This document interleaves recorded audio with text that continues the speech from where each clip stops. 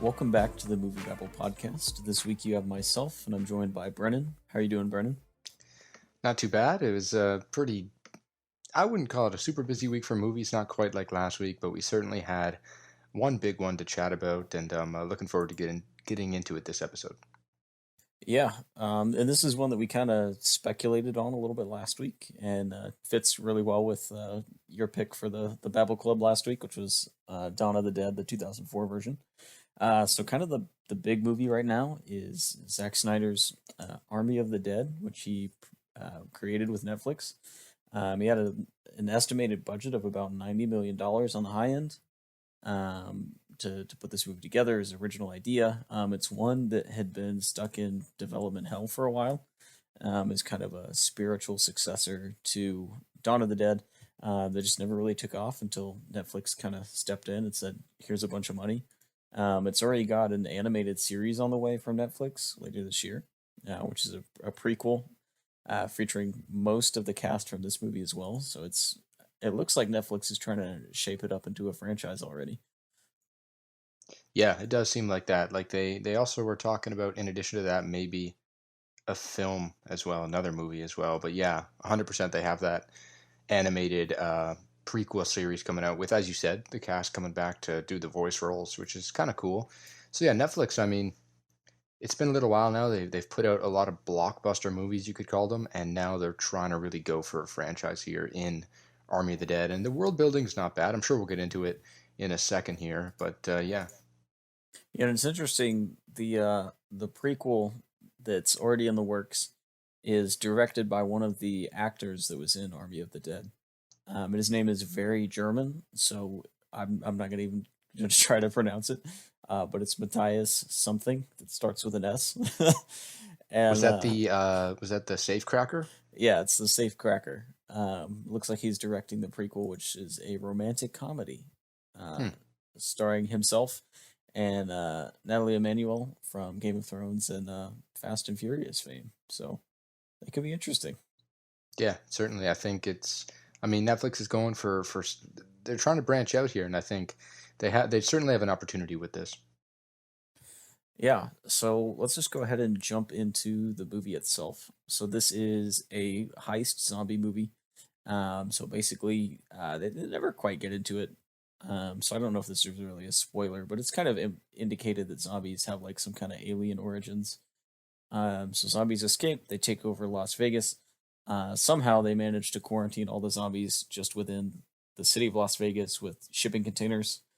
And then our hero Dave Bautista is approached by a wealthy businessman, um, played by Hiroyuki Sanada of basically every blockbuster that needs a Japanese guy. Like I feel like it's always him. Like talk about the Wolverine, talking about Avengers Endgame. Like he was most recently Scorpion. But he shows up. He's like, "Listen, there's $200 million in this safe. The government is getting ready to nuke Las Vegas so they can wipe out all the zombies because that's the American way to handle things." And so they call him in. Dave Bautista puts together his team, and then they're going into Vegas to try and steal some money. So I mean, it's a pretty simple plot as far as the heist goes. Like, there's nothing super complicated. You get that typical plot or heist movie where they're like, "Here's exactly how the plan's going to go down." And you see like clips of things that don't actually end up happening. Um, but I don't know. I There's been a lot of debate about this movie in the Babel staff. What are kind of your general thoughts on it? I didn't love it. I think it was fun. I think as we're seeing, a lot of the reaction is pointing towards the opening of the movie. That's probably the best part of it. I don't know if you agree with that, but I think this movie really starts with a bang, and I really dig that first 15 minutes. The intro credits are great, but even just the scene before that, like literally the first scene where none of our characters are in it. It's just kind of a setup scene for the film, and it is really good in my opinion. I think it's a solid scene. It's tense. It's interesting. The cinematography is pretty cool. I know Zack Snyder got to be the director of photography on this movie, so Netflix really did give him more than full reins, right? They let him go crazy with this, and I do like that setup, and then you have a great opening credit scene and a really solid intro to some of our characters after that opening credit scene. But I don't know. For me, I think the rest of the movie is pretty flat. I didn't hate this movie. I didn't love this movie. I thought it was a fine film, and it certainly tried to kind of perform kind of in the vein of a Suicide Squad type movie. And that's the thing about Netflix. I don't know if it's the absence of theaters, but a lot of Netflix blockbusters to me feel like mockbusters in a way. Maybe you need a theater experience to feel differently.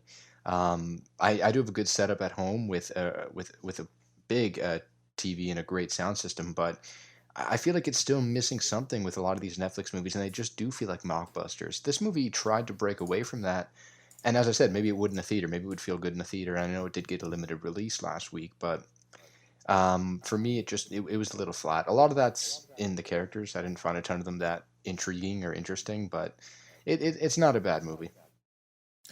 Yeah, this is a movie that I definitely don't love, but as far as just like Snyder's filmography, this is probably number one for me. Pretty close with this and his Dawn of the Dead. But I think there's a lot to like. I think kind of like you said, the opening sequence is really strong. And just I really like the ways that this movie tries to do something different with the genre. So, even if they don't really get into it enough to give it any real meaning, I do like the whole like alien side to this thing that's just kind of hovering around there. I like just kind of the zombie society and like the way they organize them, and because we saw this with Zombieland 2 a couple years ago, but with a zombie movie, the sequel is always like, well, what if we had you know more aggressive or faster or stronger zombies? And so this movie goes down that road, but I think they do a good job of explaining it and like giving it kind of a hierarchy, and giving the zombies more motivation. So the main villain in this movie is a zombie lord called Zeus. And you can tell because in typical Snyder style, there's a big shot where he's standing staring at Zeus. But he's one of the most humanized characters in the movie. Like he has a pretty simple ambition, but he's well understood. Like I don't know, you see a zombie feel things, and not like that movie from probably like 5 or 10 years ago with Teresa Palmer, where the zombie comes to life and Nicholas Holt. But not in that way of like touchy feely. But so I think that part of it really worked for me. I think the action is really strong, but characters are not the strong suit in this movie. Yeah, no, it's certainly somewhat of an issue, and it didn't. I wouldn't say it took me out, but it just didn't bring me into this film. I did think the introduction to some of the characters was pretty good, even though it is a little cheesy. But that's fine. It's a zombie film. Cheesiness is good. But it just didn't. It didn't really land for me in a lot of areas, and the characters just for me weren't all that interesting. But yeah, for me, Snyder movies, this is probably in the middle. I do like Man of Steel. I think that's pretty good. 300 I like as well, and I did like Dawn of the Dead considerably more than this movie. I think that movie had more interesting characters throughout to kind of keep you engaged. But yeah, I mean, Netflix went for it with this, and yeah, it's definitely stirring up some conversation, and that's good for them. There's a lot of debate online right now, and obviously the Snyder fans are pretty vocal, so they're going to be out there defending this movie and riding for this movie. Then there's the people that are kind of, they love to hate on it. They love to hate on the Snyder stuff. Then you get the people in between, probably like us on this movie, that just think it works in areas. It's a fine movie. It's just nothing all that special.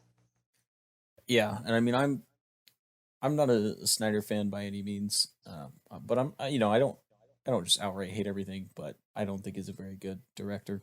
um, but I was really surprised by this. I think because my bar or my opinion of his movies is typically so low, even though this movie's not fantastic, like it just exceeded my expectations a lot, and so I did really enjoy it.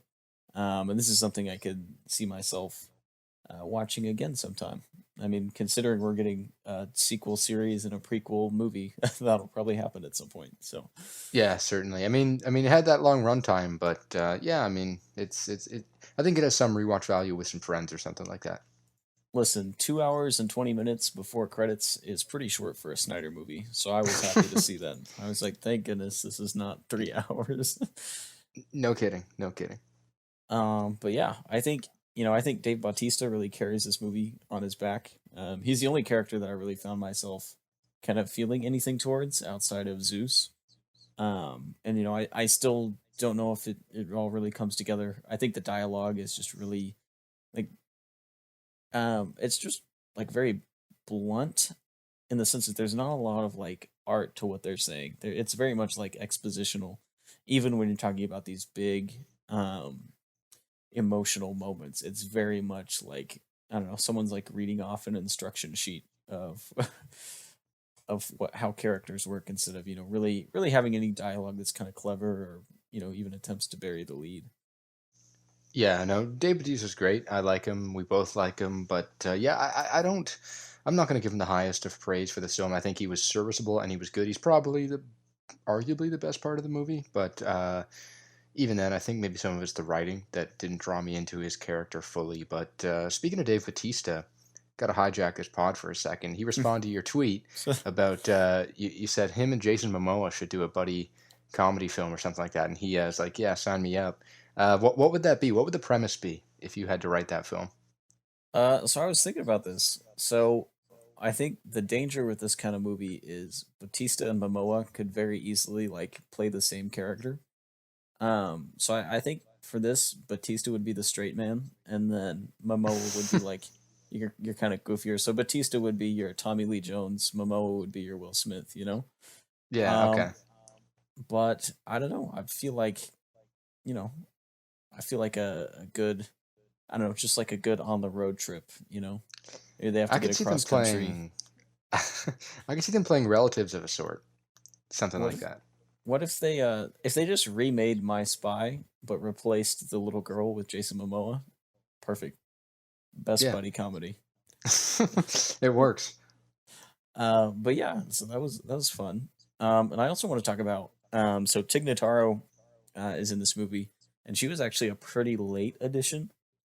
So originally, Chris D'Elia, as a comedian, was cast in the role, and he had a lot of allegations come out about him, and so um, Tig Notaro replaced him as late as last August. And so they did a lot of reshooting, did a lot of like splicing her into the movie through digital stuff and working through COVID protocols. And I think it worked really well because she is noticeably absent from some big chunks of the movie. But they blend her into what's going on really well for something that wasn't really intended to be done that way. That is the pilot character, right? Yes. Okay, yeah. I think if you want anyone to drop out of a movie and need to be recast, it's probably that character there because they don't really need to be in the muck of it for the whole thing. They're kind of waiting at the chopper for a lot of the mission. But yeah, I didn't really notice that at all, that she was absent from the original shoot. That's pretty cool. So they literally spliced her in to a lot of these scenes without other people there at all. Yeah, and it's something that you really don't notice it in the movie. I mean, part of that was No. probably because I wasn't looking for it. But but yeah, I think it was pretty impressive.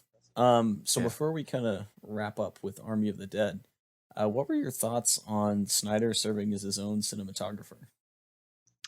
Um, I think he'd only really get this opportunity with Netflix or with a movie, with a studio movie on a smaller budget. But I didn't. I thought he did an all right job. A lot of it is kind of over the top. He really wants to show you that he is shooting this movie. Like for me, a lot of the shots are very in your face, very hardcore, heavy visual style. But I did think he did a pretty good job. A lot of the scenes look quite good, even though a lot of it is probably green screen.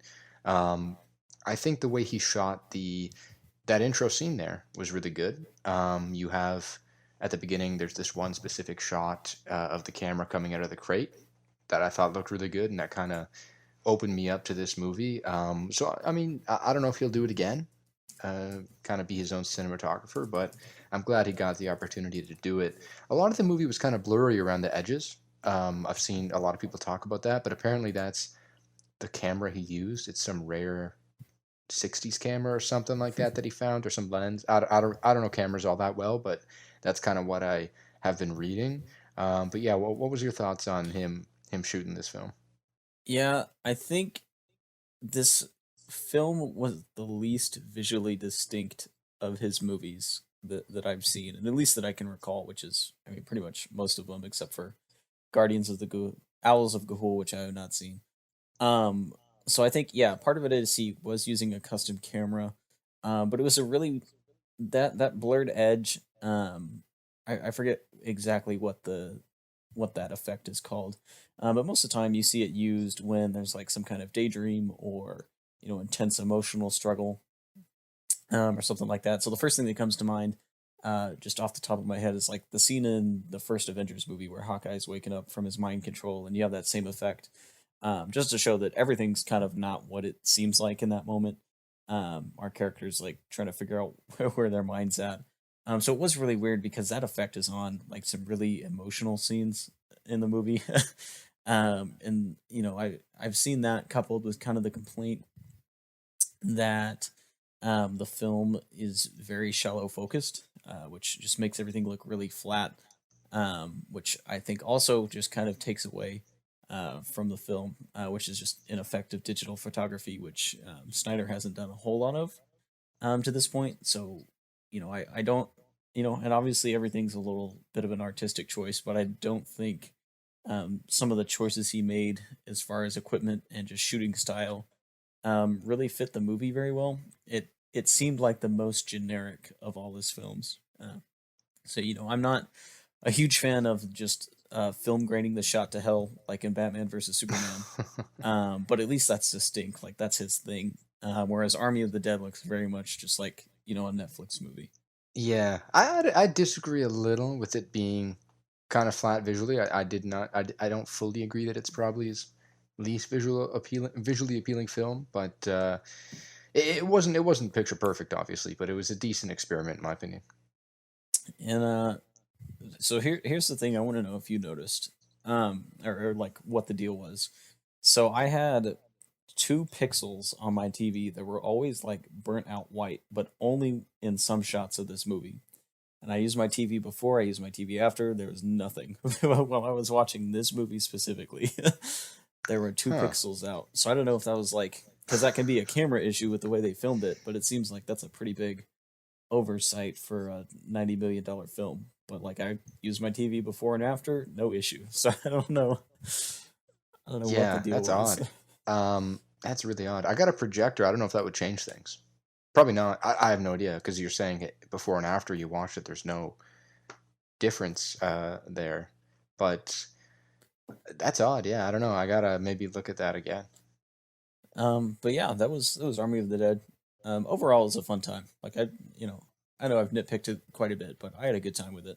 Which is really all you can want from a zombie movie. Exactly. So we'll go ahead and move on a little bit to the movie that will really save cinema. A lot of movies. Tenet came out, Wonder Woman, uh, Ryan the Last Dragon have come out here trying to save cinema. There's really only one movie that can get the American box office back on track, and that is F9. So unfortunately, its American debut's still a little while away, but it has been playing overseas and has pulled in quite a bit of money. If you want to go ahead and talk about that. Yeah, for sure. I mean, this thing opens up here to $160 million this weekend, and that's only from 13 markets. So you got China, Hong Kong, South Korea, and then the Middle East. So really, you're not looking at a whole heck of a lot there. Europe, nothing from there. Not even Japan. Kind of more Southern Asia, not there either. Australia, nothing. South America, nothing, and obviously North America, nothing. So, in my opinion, this is a really good start for this movie. And it's very smart for them to do this sort of release, in my opinion. You know, China's going to be the best place for this movie. The fast films always do just incredible numbers there. So you drop it there first. You kind of now have the perception that this movie's opening up large because you're getting that big front end gross right away.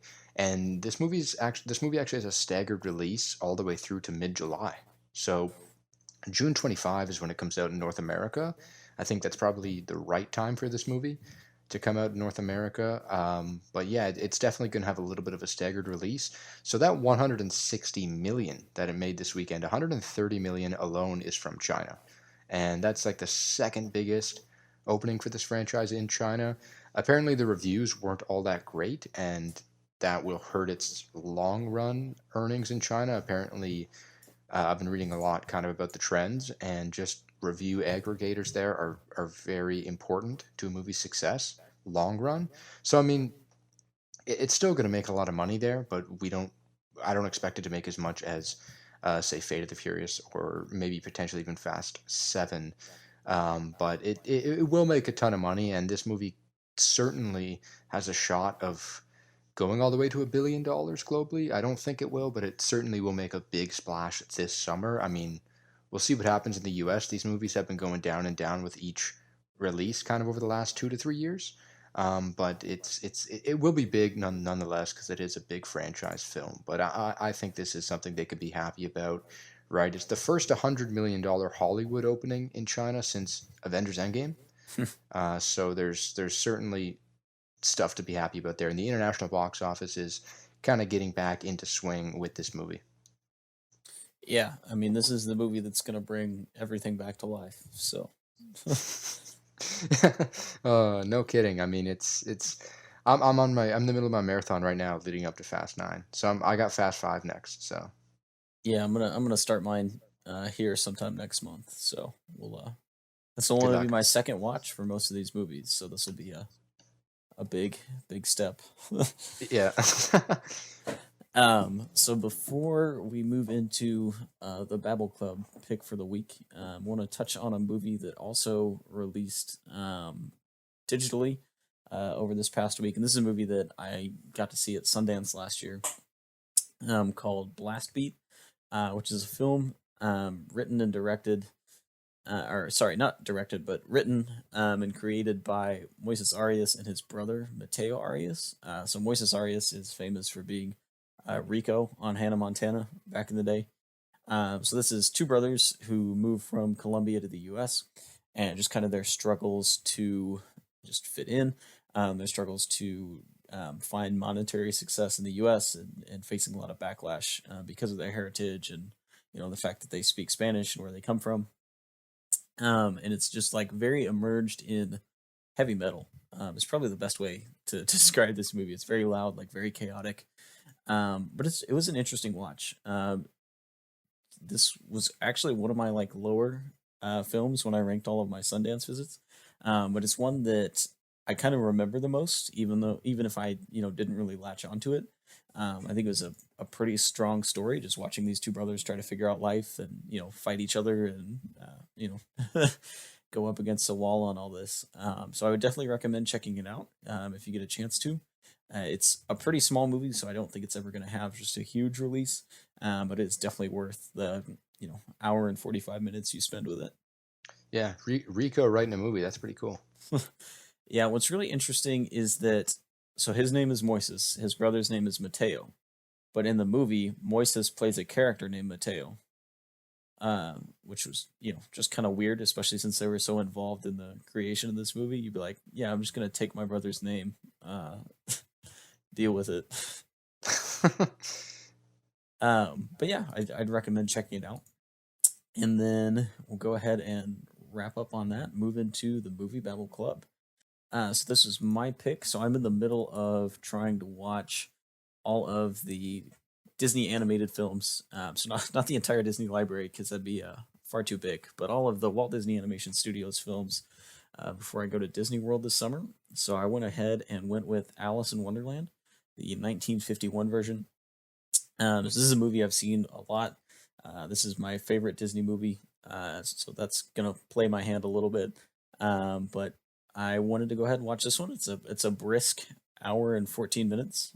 Pretty easy watch. So what were kind of your thoughts? Have you seen this before?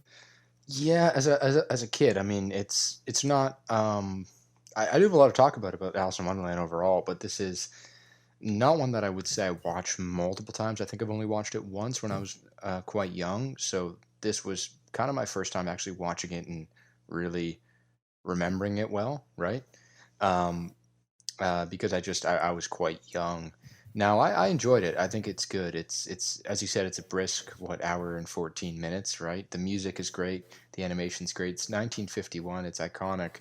Um, and as you said, it's your favorite Disney animated film? Yep. Yeah.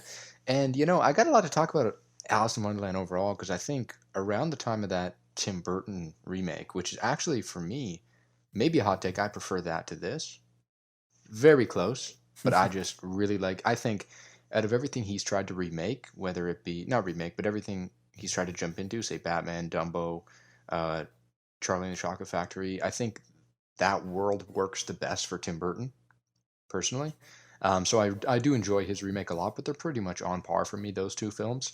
But I had a big obsession with this IP around the time that movie came out. I remember even my uh, school did like a play, and everyone was just obsessed. Everyone, like me and my friends, we were just going around talking about the Mad Hatter and stuff like that. It's so random, but I mean, there was certainly a period in my life where this IP was kind of big. So it was nice to revisit it. Like it's been at least because I skipped out on that Into the Looking Glass film from a couple years back. So it was nice to jump back into this. Uh, Pretty much a decade since I've really even touched any of this. But yeah, it's good. It's certainly a good animated movie, and it'll always be iconic. Certainly.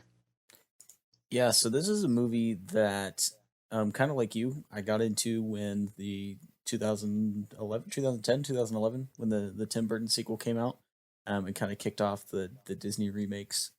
So this was one that I never really watched growing up, and then got into it about 11 years ago now. And just like the older I've gotten, this and Snow White are the Disney movies I find myself returning to the most. So big fan here. I love just Walt Disney's history with Alice in Wonderland in general, because I'm a fan of the book as well, or both books as well, which are a pretty easy read. Like both books together is like 180 pages, so not a huge commitment there. But Alice in Wonderland was one of Walt Disney's original projects. So back in the silent era, when he was still in Kansas City, before he made his way out west, Walt did a lot of like Roger Rabbit style, real life blended with animation shorts of Alice's Adventures in Wonderland. These were all silent shorts. These were kind of what got his foot in the door, and what led to eventually the creation of Oswald, and then the theft of Oswald, and then the creation of Mickey Mouse. And so this is something that Walt had wanted to make for a long time. This was one of his favorite movies, that the studio made while he was alive. I think this movie came, right in what I would say is probably Disney's best 10-year stretch from Cinderella through Sleeping Beauty. Um, and yeah, I love the history behind this movie, and I love the movie itself. Yeah, this movie to me more than any other Disney animated movie feels like a trip. Like you are on a 1 hour 14 minute trip from start to end, and there's really not much of a broken up period in there. I'm thinking of other older Disney classics, even Snow White, Sleeping Beauty, Dumbo.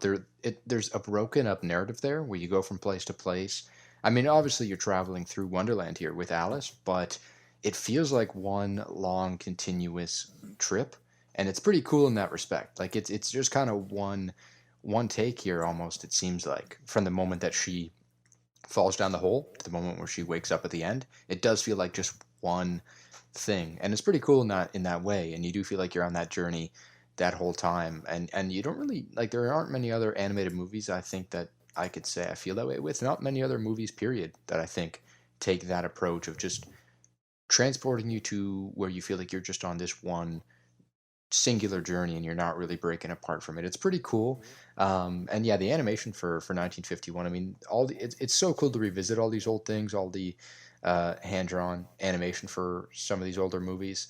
But yeah, it was certainly a good pick. And what are you now? You're in the mid 1950s on your watches or what? I'm actually into the '60s, so I have two more movies that Walt was alive for, and then I'm moving into the post Walt era.